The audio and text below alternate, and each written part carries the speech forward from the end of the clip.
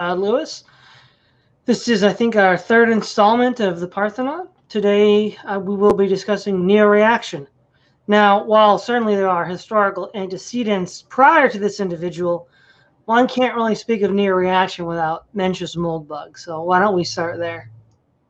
Right. Well, Mencius Moldbug was a neo-reactionary blogger who basically railed against what he called dictator phobia and invented a concept called the cathedral. The cathedral is basically the idea of the leftist powerhouse, which is, in his view, dominating the Western world. The magnum opus of Moldbug is perhaps the open letter to open-minded progressives, which details a number of things that were written on his blog. It is a secular form of reaction which emphasizes possibilities going forward of what kind of legitimate constitution of non-democratic government might be the adequate response to the errors of cultural Marxism and the cathedral. Basically, it looks a lot like a kind of dictatorship by software company. And as you said in a conversation that we had, Moldbug is a mood. And I definitely think that there is definitely a kind of mood to Moldbug, a kind of a dictatorial futurism, if you will. This doesn't mean that he isn't articulate, that he doesn't explain himself. He certainly does, and he can be very enjoyable to read. Historically, I think that he came from a quasi-libertarian, if not openly libertarian background, working on the kind of theoretical interpretation of government you have with people like Murray Rothbard and Hans Hermann Hoppe. He proceeded to not only a structural deconstruction or a systematic deconstruction of current governments, but actually went a step further to deconstruct any kind of anarchist or libertarian response. He is not a religious figure by any stretch of the imagination. I can imagine that he would probably be an agnostic or something like that. What I think that Moldbug is ultimately getting at is a kind of restoration of what is an anthropologically and traditionally legitimate form of government, but adapted to modern circumstances. Mm-hmm. Now, when NeoReaction got started, there were, roughly speaking, sort of three subgroups. There was there was a human biodiversity group which agreed with the observation of the ethno-nationalists that race is a factor, though they didn't go so far as to fetishize the white race. Then there was the sort of techno-futurists. That was Isaac Anisimov. And then there was what you might say were the sort of corporate meritocratic types, which is sort of where you get with Moldbug and neo-communalism, where they view this as it's just a corporation. Corporations. I mean, there was this one video that I actually watched from Moldbug's like, yeah, the solution is to the American government's a corporation. And so those were the three broad groups that developed. At this point, I think the techno-futurist groups kind of are gone, in part because Isaac Anisimov, its main spokesman, kind of had some really public, ugly spurgouts that turned a lot of people against them. And then the human biodiversity types, like, say, HPD Chick, ultimately became subsumed into the ethno-nationalist alt-right. It was only a matter of time, I guess, but it seems that that's... And then what was left is the sort of corporatism. And that sort of exists with groups like Social Matter and such like that. But I think once that sort of triumvirate broke apart, there just wasn't much left. Right. Well, I think you could also possibly divide it into secular neo-reactionaries, pagan neo-reactionaries, and Christian neo-reactionaries. Now, this, of course, overlaps with the taxonomy that you've just outlined. It's possible, although I don't know that much about this in detail, that the kind of quasi renaissance that neo-reaction seems to be having right now, or quasi-revival, is probably not the secular neo-reactionaries, as you've mentioned. In that category, you also have someone like Nick Land. And I think that one of the reasons I don't entirely buy the taxonomy is I think that that branch were open to biodiversity type ideas. Like Moldbug will occasionally, maybe not directly, but indirectly make allusions to things like race realism.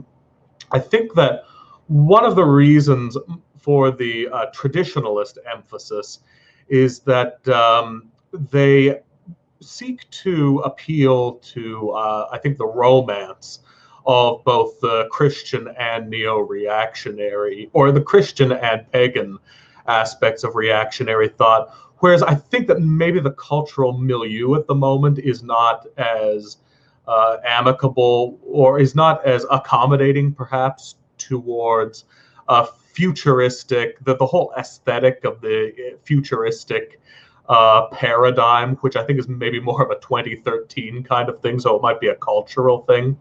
And as you said, the ones who are more emphatic towards biodiversity, well, there's no reason that they wouldn't be subsumed into white nationalism, because white nationalism is basically that plus neo-reaction, right? Exactly. We sort of saw that first fissure develop when Matt Parrott wrote on Countercurrents, Moldbug Isn't Enough. And he was picking a fight with, it's a blog that's now defunct, but the operator of the blog that was called Aimless Gromer. And we could already, it was like, I don't know, 2015. So that had already begun to happen, because he's like, and Matt Parrott was like, yeah, biodiversity is correct, but there's more, you can go further down the road. You stop too soon. And it looks like that, at least in that tug of war, the white nationalists had the better of it. Right, because I mean, there's nothing that really is accommodated for in neo-reaction, which does not also have a place in most branches of white nationalism, right? So that is, if you agree that race exists or that it matters, then first of all, there's nothing precluding neo-reactionary views in that take. And secondly, obviously, your overall kind of authoritarian conception of government is just going to so involve itself in those questions of race that simply by being a race realist neo-reactionary, you almost by default are also going to become an ethno-nationalist. Exactly. Another element of, well, you mentioned the traditionalist more element of neo-reaction, and one of the things that you see with that is it's very interested in what we might call perennialism, which is essentially a development from the 16th century, from Renaissance Italy, where you both had sort of secular humanists and Catholic humanists discussing the idea that there's this underlying truth that upholds all world religions. We sort of see in a more modern expression of this idea, C.S. Lewis's The Tao and the Abolition of Man. And they said to take a more mystic, esoteric look at that traditionalist perspective. Now, the alt-right does this too. Now they'll talk about, you know, the Hindu Vedas, the Upanishads, the great Indo-Aryan religions that ultimately only survives really in Hinduism, or maybe some esoteric forms of Christianity. And they both, it's almost like the neo-reaction was like white. I mean, this might not be a totally fair comparison, but it seems like white nationalism light. They want to dabble with HBD, they want to dabble with esotericism, but they never really go anywhere consistently with it. It's more of a mood. Whereas, Greg Johnson, HBD, white preservation, mystic Aryan, Indo-Aryan religion of Hinduism, he just takes those ideas and goes all the way. I kind of feel like that's why the ethno-nationalists ended up having the better of these internal struggles, because they more consistently followed that line of thinking. Right, and I think that the white nationalists are also more topical in the sense that they're dealing with concrete issues that appeal to, the present difficulties in society, right? I mean, if you're going to be petitioning for a return to dictatorship, then it probably would serve you best to have some kind of issue that serves as a catalyst for that, rather than just saying you support dictatorship because dictatorship is good.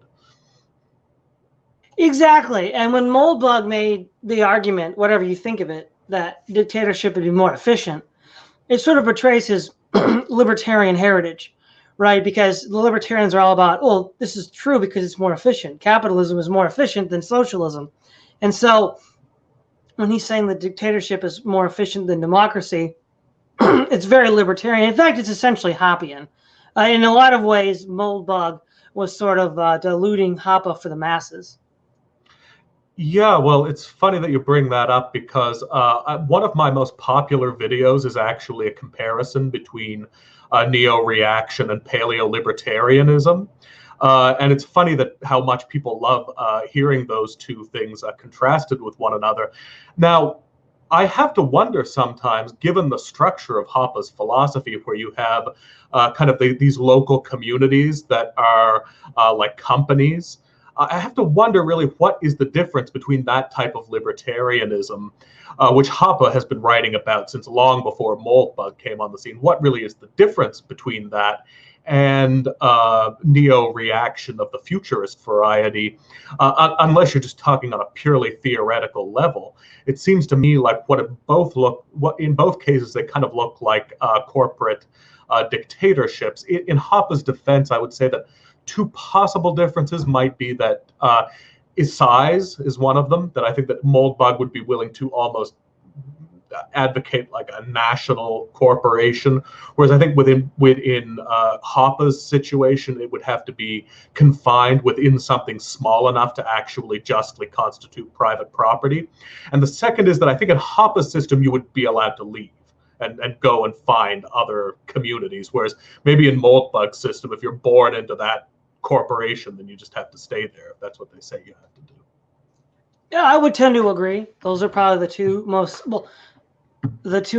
well, there's actually one more. Well, you actually listed three. One was the sort of theoretical justification. I would agree, that's true. Scale and ease of exit. I think those are really the three main, and maybe aesthetics, but that doesn't really matter. I mean, Hoppe tends to have a somewhat different aesthetic than, say, either medievalists or techno-futurists. But again, that's really just window dressing on the actual structure itself. And so, but what do you think of the idea that NRX, to the extent that I said it was a mood, was competing for the same idea space as the ethno-nationalists, and ended up by and large losing because the ethno-nationalists more practically, but also I think more consistently followed the implications of, say, things like human biodiversity, perennialism, and futurism? Well, it's funny that you ask about that because I remember having a conversation where I was commiserating about this with a friend of mine, and I said to him, unfortunately, the cyberpunk reigning at night in Hong Kong vibe of the neo-reactionaries was replaced by a kind of folksy mountain people in Sweden vibe, which is not as cool of a vibe. But I think that I would tend to disagree. And the reason is because I think really what happened is that due to a number of policy circumstances and cultural circumstances, I think that the mood changed. So I actually believe that while the same current may be observed here, I think that the cultural political tone really changed from the kind of Ron Paul libertarian techno-futurist, still figuring things out, to something more specific and more traditionalist. So I think that they were not necessarily competing for the same space. I think that there was, I really do believe that white nationalism is an evolution of neo-reaction. So I would argue that the space itself has evolved. Okay. Now, other than the fact that in some sense, the alt-right did sort of take. So let me ask you this: would you consider Guillaume Faye as neo-reactionary or ethno-nationalist? I don't know if I know the intricacies of his views well enough to make a statement on that. Because generally he's associated with the ethno-nationalists, and they like to own Faye, so they'll publish like archaeofuturism and books like that, which does seem to be this sort of techno-futurism that we did see for a while, like you said, that cyberpunk vibe. And Michael Anisimov, I was misnaming him. Michael Anisimov was the sort of leader of that mood within NeoReaction. And the main thing that led that whole thing to blow up was he tried to hit on this like libertarian chick, and she rejected his advances. So he got drunk and went on social media and just made a fool of himself. And then at that point, everything that was associated with him just kind of went down with him. Sure. I mean, I also think that it's not just the vibe. I think it's also that things may have been, there may have still been enough residual ease in the culture in 2013, 2014, that there was not the kind of urgency with respect to the migration question. There was not the same sort of virulence that you got eventually with Black Lives Matter, when that really started to intensify just before 2016. I think that in 2013, the reason there may have been a kind of more significant leisure to the whole question is that it was really a bunch of people grappling with existential questions. And so in that sense, it was more experimental. It was a little bit more like libertarianism. It was more of a kind of desire to address personal issues, whereas I would argue that the ethno-nationalists of 2016 and 2017 there was a decidedly greater tone of urgency, and I think it dealt in terms of less significant abstraction. Yeah, exactly. When you say brown horde invading, we need the white ethno state now, it's very concrete. You can wrap your mind around that. But like with NeoReaction, they never really could distill those concepts into something that the everyman could understand. Right, and I don't mean to condemn neo-reactionary on the part on behalf of the fact that it is a mood.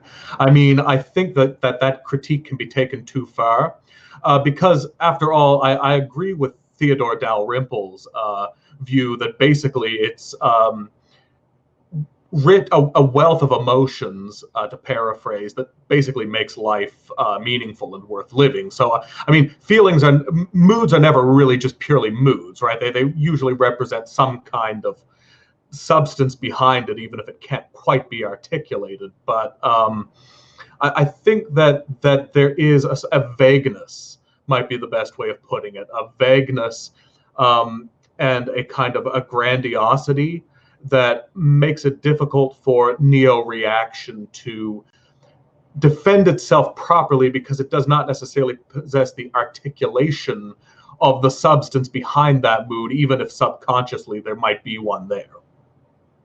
Well, yeah. So I think that might have been a different question you were answering. The fact that would you agree though that because they couldn't cross that divide and the alt-right seemed to be better able to, that was what sort of led to the ascendancy of ethno-nationalists?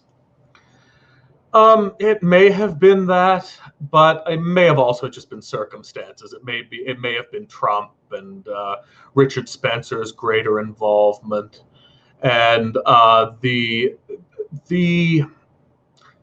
fact that was that they were responding to questions to which the ethno-nationalist framework provided more ready answers. So in a sense it is, in the sense that it did have more concrete answers to those concrete questions. But I think you also can't overlook the circumstances being particularly well suited to ethno-nationalist answers. Yeah, and the other thing too is I think it's easy kind of forget how bizarre and eclectic NRX was. I mean, even before the ethno-nationalists asserted a distinctive identity within the group, you had like Rachel Haywire, and even like Countercurrents interviewed Rachel Haywire. Of course, she's a Jew, which is kind of awkward for Countercurrents to do that. But that was back before Countercurrents broke with the NeoReaction. That break took place in 2014 with the Ukraine issue, where many neo-reactionaries who are traditionalists sided with Russia because many of them were Orthodox. And even if they weren't Orthodox Christian, they saw Putin as representing a more sort of traditionalist Christianity. And then the ethno-nationalists sided with the Ukrainian rebels, because there was, the Azov Brigade, which, was the new media said was Nazi. And there were other elements, Svoboda, which was also accused of being Nazi. So they're like, oh, yeah, we're all for this. And so that's what led to the real break. But prior to that, you have this really porous environment. And Rachel Haywire was one of those crazy people that just kind of swam in all those circles for a while. Do you have anything to say about that? Yeah, if I'm not mistaken, I think she may have appeared on one of the episodes of the Vanguard podcast. I don't know if you remember that, but I think that was the whole tone of that was very much on point with what it is that you're talking about. Now, one of the reasons, and this also crosses over to the conflict between Richard Spencer and Greg Johnson. One of the reasons that the neo-reactionaries may have been more likely to side with Russia and the ethno-nationalists more likely to side with the Ukraine is because I think that there may actually be some residual anti-nationalism in neo-reaction. And you see this not only with the neo-reactionaries as such, but also one of the reasons that Greg Johnson attributed to Richard Spencer siding with the Russians in this conflict was because his wife is a scholar. Richard's wife was a scholar on, or she is and was his wife, but still is currently a scholar on Alexander Dugin, who is kind of the sort of, you might say, Julius Evola of modern Russia. And is very much a kind of pre-nationalist, a sort of supporter of these sort of expansive Western empires of the Western world that represent the, international familial conception of monarchy. And so, not only do I see that as being an influence in neo-reaction as to why it may have preferred kind of imperial conception of geopolitics to the kind of more modern ethno-nationalist conception of politics. But I think that even in the more neo-reactionary elements of ethno-nationalism, in other words, with Richard Spencer, you can see that influence pouring over there as well. Mm-hmm. Now, with the sort of regard to corporations and how Moldbug on numerous occasions said that he would prefer America be run like a corporation, this sort of begs an important question. How reactionary actually is neo-reaction? Because the corporation, if anything, is a poster child for liberalism. You listen to left-wing critics of the current order, and they'll say, oh, yeah, back to the Bank of London back in 16 whatever. That's when all this got started, or the Medicis, the money power. And not only is it the money power that they identify as the problem, it's the idea that there's these institutional structures that the money power creates and uses to its own ends. That is ultimately the problem and is liberalism. And if you're going to say that the solution is just to corporatize, i.e. privatize everything, how reactionary is that? Because classic reactionaries like de Maistre and Eustace Musa were very skeptical of corporations and liberal capitalism. Right. Well, that really relates to the question of the kind of corollary of that question, which is exactly how libertarian is the Hans Hermann Hoppe conception of how society should be run. At a certain point, things kind of come full circle, and the lines between a certain type of freedom and a certain type of authority become blurred. I do not know if the cognitive dissonance is as great as you might be suggesting with Moldbug, because you have to remember he's not claiming to be a pure reactionary, right? He's claiming to be adapting current models of society to something that will fit a particular anthropological mold, is what I would say. Now, his solution is not necessarily privatize everything, it's to privatize the government itself. Right, so this does not mean that necessarily there would be private property relations within the society, or any kind of classically liberal system. I think it's really a conceptual question, and it is: were the societies of traditional monarchies owned by the monarch? And if you can give the answer to that question, if you can answer that question in the affirmative, then I guess with respect to that particular issue, yes, they are reactionary, because it's about the idea of basically replacing impersonal legalistic conceptions of government from the Enlightenment with personal ownership conceptions of government, where there is a kind of personal authority, and you might say that the central authority owns the nation, as it were. Yeah, again, very Hoppean, and which is, I think, the Moldbug Hoppe connection can't be stressed enough. One aspect of this that is interesting is they'll say, well, look, the government's impersonal. Who's accountable for this mistake? And get the runaround. Like, well, if we know who owns the state, then he's responsible. Well, you see, it's a double-edged sword. So on the one hand, the argument goes, well, you'd avoid the runaround, and maybe you would, maybe you wouldn't. But the whole ship of state is then riding on that one man. So if we give an example, in World War I, the Tsar became commander of the Russian army. Now, he was advised not to, but he believed that, he was chosen by God to rule Russia, to lead Russia to victory. And his advisor said, look, if you do this and then you start losing battles, you can't blame your subordinates. You are going to take the blame. And since you are the state, if people lose faith in you, the whole thing unravels. And after the smashing defeats in 1916, that's exactly what happened. People lost faith in the Tsar. In fact, when the Tsar was on the train stopped. And they're like, yeah, no one's going to listen to you anymore, Tsar. The train won't work. The army won't listen. And that was because, as it were, all the eggs were in one basket. The Tsar was personal, so you knew who was in charge. But if you lost faith in him, then the whole system unraveled. And that's an element that you see that NeoReaction doesn't really look at.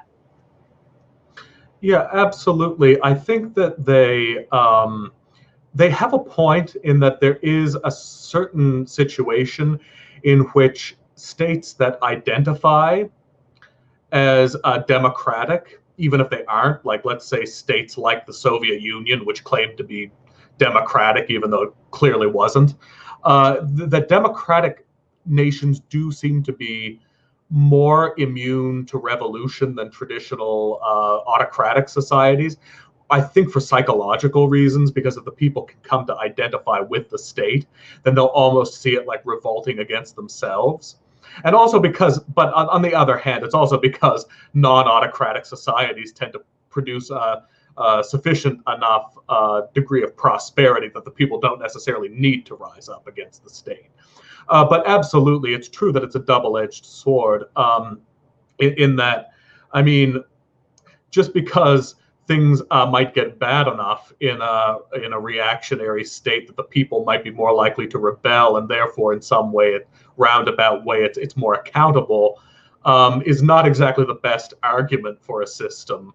I think that maybe a possible solution is to advocate some form of mixed government, which can, I suppose, maintain the state-people distinction without necessarily devolving into absolutism.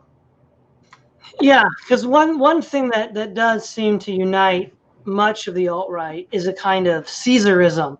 So the ethno-nationalists will look to someone like a Hitler. The neo-reactionaries will look to sort of like a Holy Roman Emperor, a Tsar, or whatever.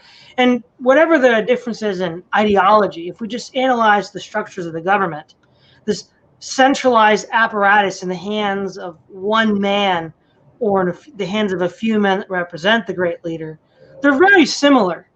So, yeah, Hitler was the head of state. Hitler was the state, just like Louis XIV was the state.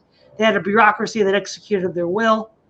And of course, they themselves weren't making every single day-to-day decision, but there was a general idea that sort of the buck stopped with that ruler. And if we actually look at the track records of these regimes, they're not terribly heartening. I mean, Louis XIV, yeah, he brings France to its greatest heights yet achieved, but then within a generation or two of his death, you have the revolution. Hitler again brings Germany back from the brink, but then Germany's of the Great Depression, but then Germany's destroyed in World War II. The Tsar, destroys Russia in World War I. And even if you want to take it further, the Caesars of the Roman Empire in the West collapsed in the face of the German invasions. And by all standards, the Germans were essentially tribal democracies. The chiefs were elected by the soldiers to serve as their leaders. And it's sort of like the argument libertarians make about Iceland. These rulers were elected based on their performance, whereas a Caesar was a hereditary position, and they often ended up with children. And so, and it's funny, right? Because Moldbug is an ex-libertarian. I'm sure he's familiar with the Iceland argument that someone like a David Friedman would make. So you wonder why someone like Moldbug, who you think should know better about making efficiency arguments like that, would then say something like Caesarism is more efficient than, say, the tribalism that libertarians are famous for advocating. Right. Well, and another thing that can't be missed in that point that you were making is about the question of why, in general, would these people support absolutism when, in fact, in the West, the absolutist conceptions of monarchy are something that are more derived from the early modern period, where the nation state was consolidating not so much under parliamentarianism as under the monarchs, who, after the Protestant Reformation, and also in response to the Protestant Reformation, so both the Reformation and the Counter-Reformation, were basically consolidating the nation states under the absolute monarchies. You had this in France, you had it in England. Whereas in the earlier periods, there were examples of more divided power systems in the West, like the church, and in traditional English jurisprudence, you have the courts, you have the parliament, the monarchy, the various estates of society, and these societies all had some kind of you might say this is a kind of pedestrian way of putting it, but divided sovereignty mechanism.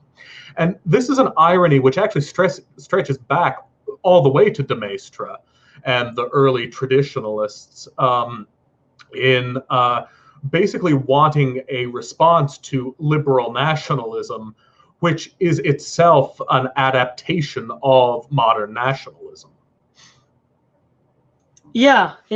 And I guess there's one area that I should have mentioned earlier, but forgot, in part because the MGTOW and the MRAs sort of sniped it from them. But even at the very beginning, the NRX was also sort of dealing with red pills with women. That was sort of subsumed in the broader human biodiversity argument.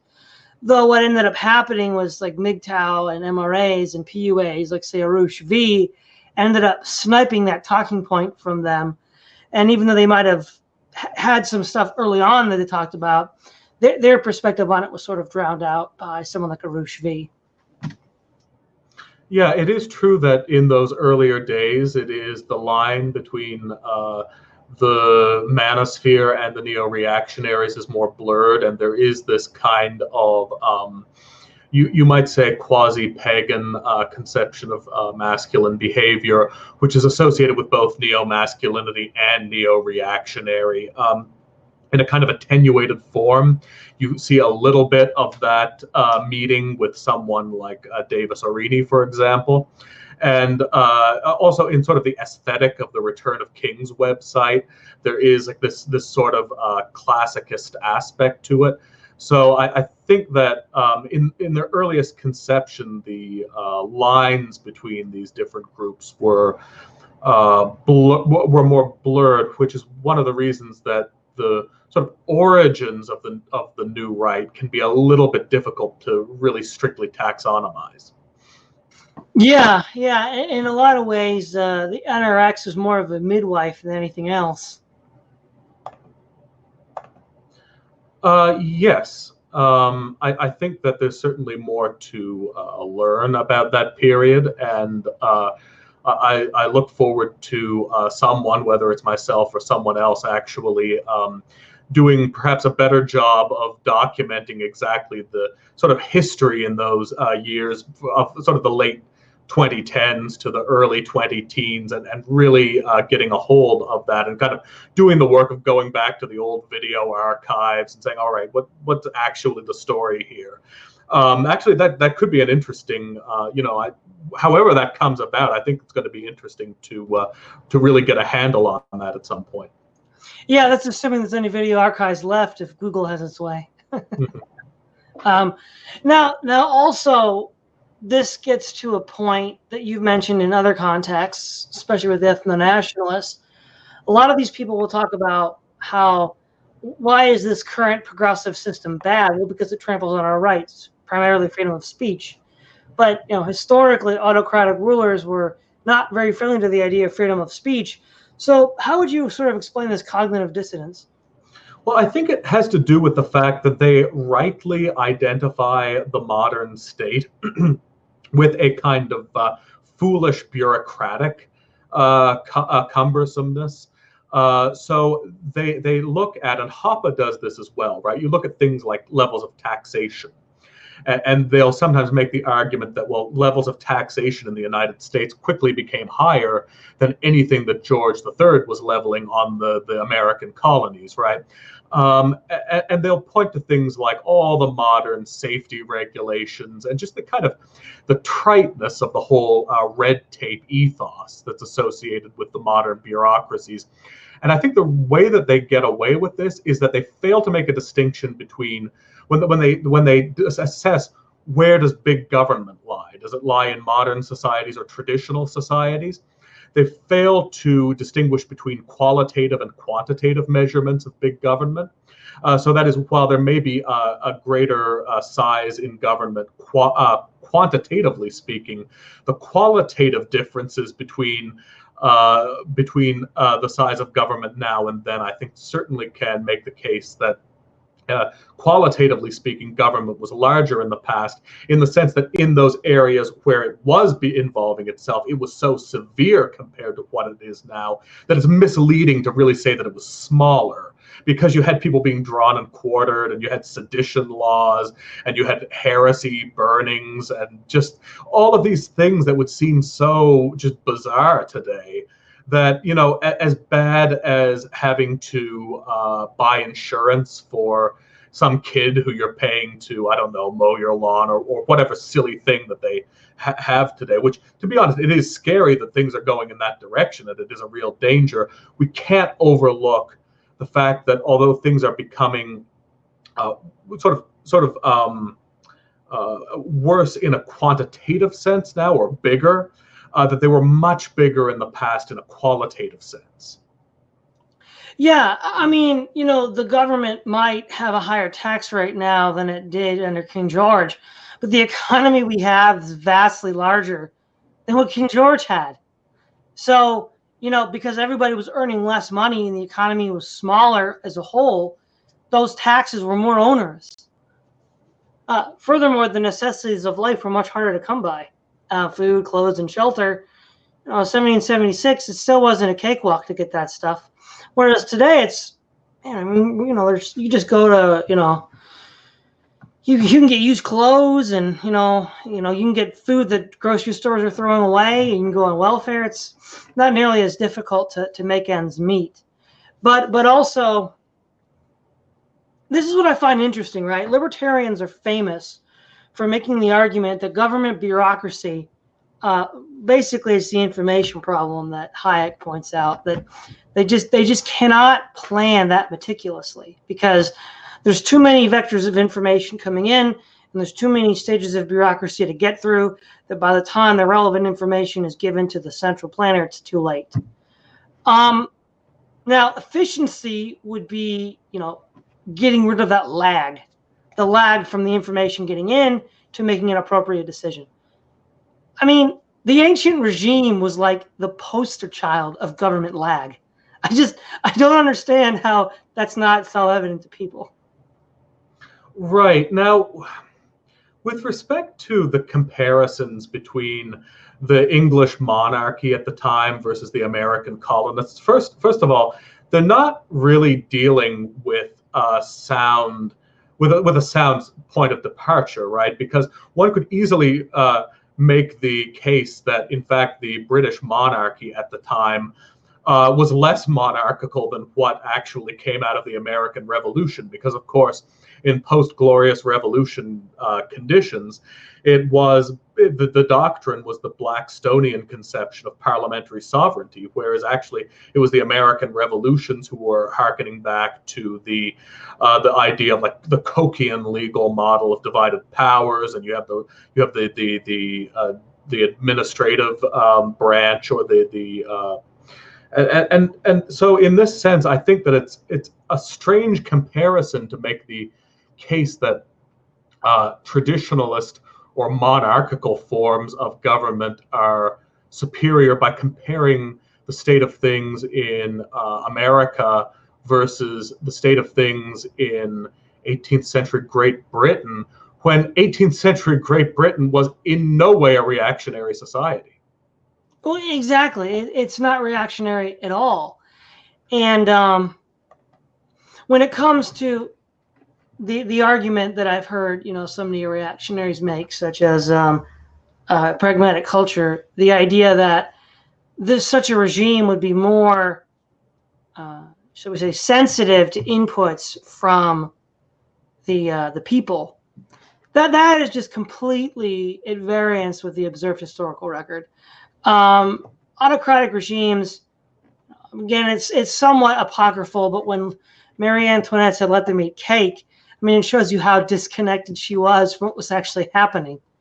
And so, like, for example, whenever the peasants would rise up, they just crush it, like Bloody Sunday in Russia. It was a disaster. It helped speed up the Russian Revolution.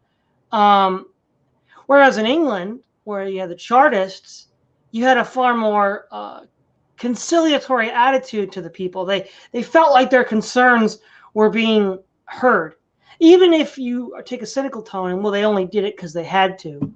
Well, that's government in general. People in government do what they do because they have to. And at least in a more liberal democratic government, you could argue, people can make the government reform in a way that's less disruptive to the overall society than, say, a revolution like in France or Russia. Right. I mean, there's a reason that the United States has not engaged in outright hate speech laws by this point, right? It isn't because the rulers don't want to. I'm sure that a lot of them would love to engage with that, but they know that there would be such a public outcry, and that it would be, it would be so detrimental to their chances to reacquire office, that they don't want to risk it. I think that that's fairly obvious, that the people in the United States Congress are not of such high quality that they would actually have any moral objection to outright censoring people. Rather, it is the fact that they think that they couldn't get away with it because there is a certain, people have become accustomed to that. And the problem is that people only see the bad things that the U.S. government is doing, right? And those, fair enough, but they don't really tend to appreciate how much worse that it could be, because in of course, a traditional society or an autocratic society, that they'll just keep pushing things until eventually it leads to a revolution. Yeah, exactly. And that's just worse for everybody in general. And this is sort of where we were at earlier in the discussion. See, one of the problems with the alt-right in general, but we could argue the neo-reactionaries in particular, is it's too much theory and not as much observable evidence. So in this regard, it's a kind of a similar mistake that socialists make. socialists have this theoretical model of looking at the world, and it all works out in theory. But then when you actually apply it to the real world or look for real world antecedents, it doesn't work. And they're at a loss to figure out why. So what's a more interesting question that I've never seen NeoReaction seriously wrestle with is not why liberal democracy is bad, but if it's this bad, this much of a joke, why did it win so much? Like if liberalism is such an obvious joke, such an obvious pushover, why did it triumph over all the reactionary states? I mean, World War I is the classic showdown between liberal democracy and reactionary states. I mean, the alliance with Russia was a bit odd, but overall, France, England, the United States represent democracy, and the Central Powers represent autocracy, and we all know who won. So the real question is, though, why don't they ask the more interesting question? Like, why did liberalism succeed? Well, it might be to our benefit that they haven't taken greater pains to answer this question, because if they were more thorough, they might have actually looked back to the answers that their progenitors gave to this question, namely people of the traditionalist school in reaction to the French Revolution. For example, de Maistre's answer was, well, the reason that democratic revolutionaries have been so successful is because God is punishing the traditional regimes for not being severe enough. Wow, that's I've heard, well, not quite exactly phrased that way, but similar moods from neo-reactionary thinkers.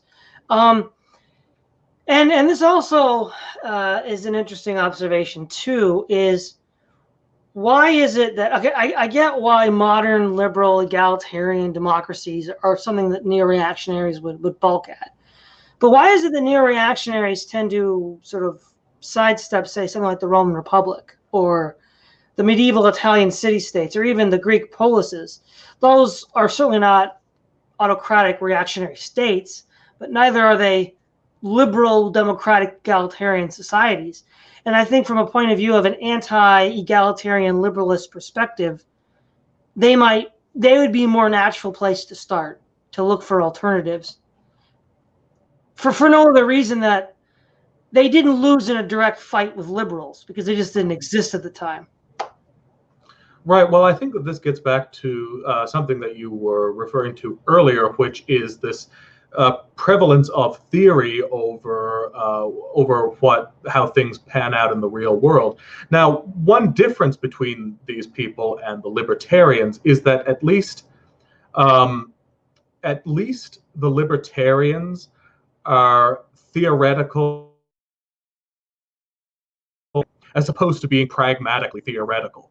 And by that I mean, at least with the libertarians, they have a theory about how things work in theory, whereas with the reactionaries, they have a theory about how things work in practice, and it's that they want to stick with.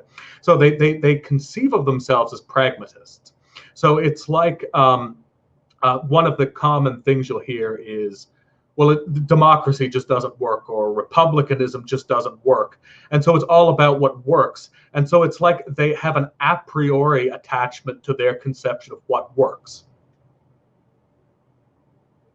Exactly. And when it clearly doesn't work. I mean, nobody's going to look in 1917 and say that Tsarist Russia was a system that worked.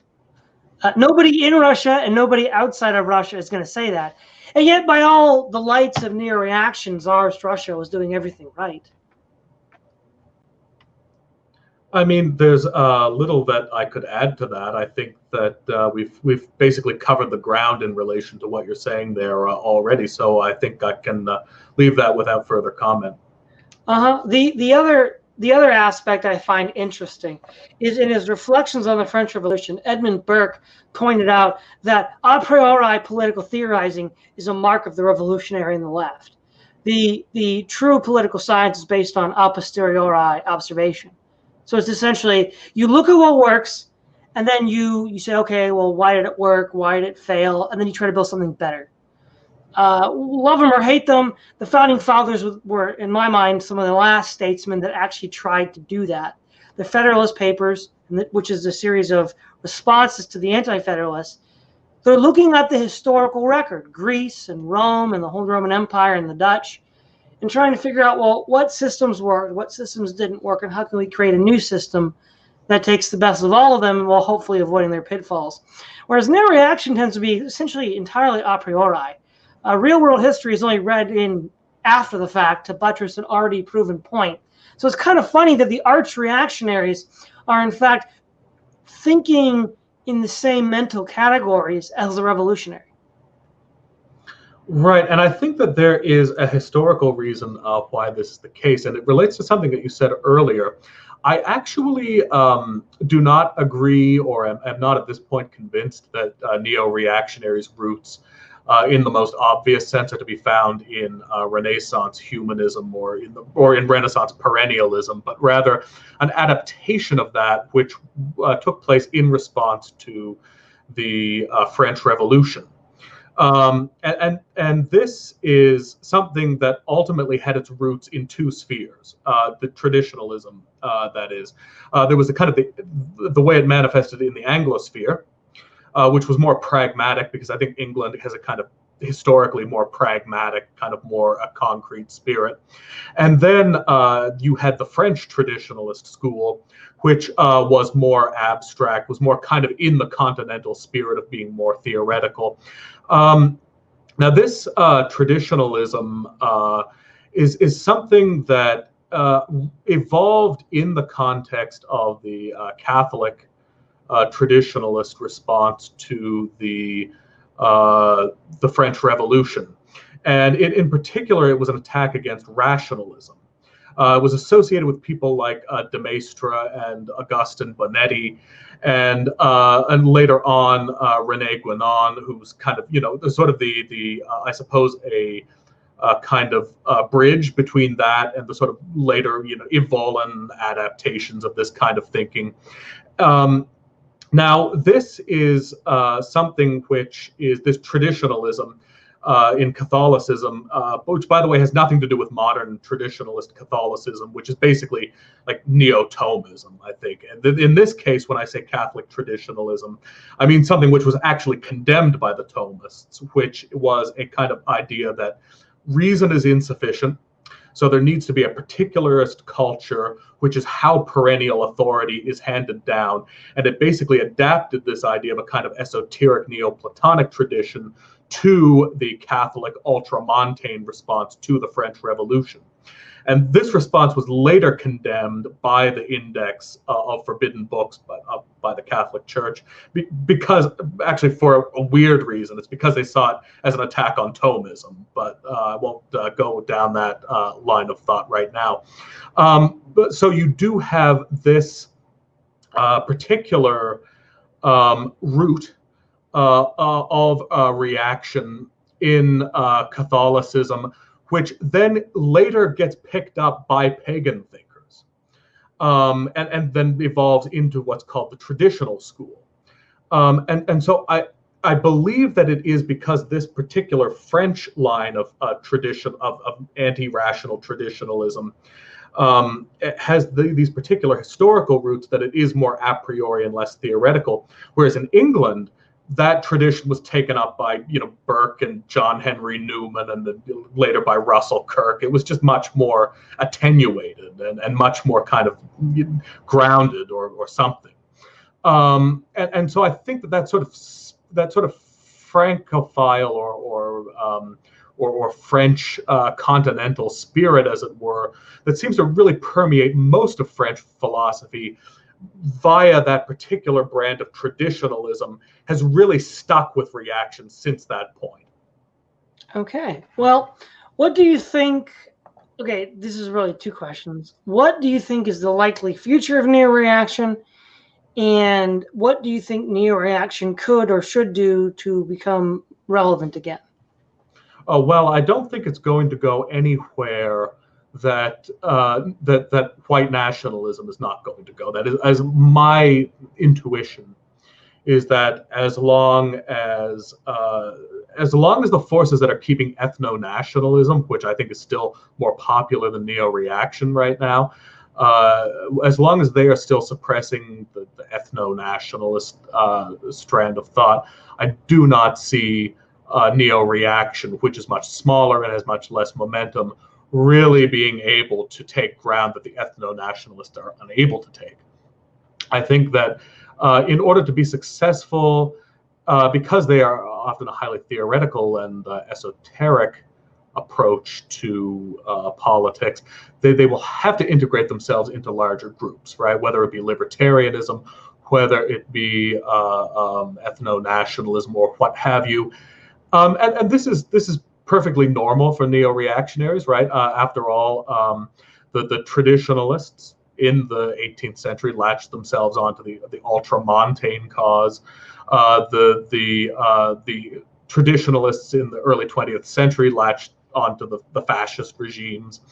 And then, of course, neo-reaction as we've seen it manifest now, has also latched itself onto kind of ethno-nationalist or neo-fascist sort of movements. So I think that in the future, they're probably just going to ride and should, if they want to be relevant, just ride whatever wave may carry what's left of ethno-nationalism in the future. Okay, well, do you have anything you want to leave us with before we wrap this up? No, not really. I think that we covered a lot of ground in this conversation, and I think we did a good job of giving the audience kind of analysis of neo-reaction, as well as an introduction to neo-reaction. And I think that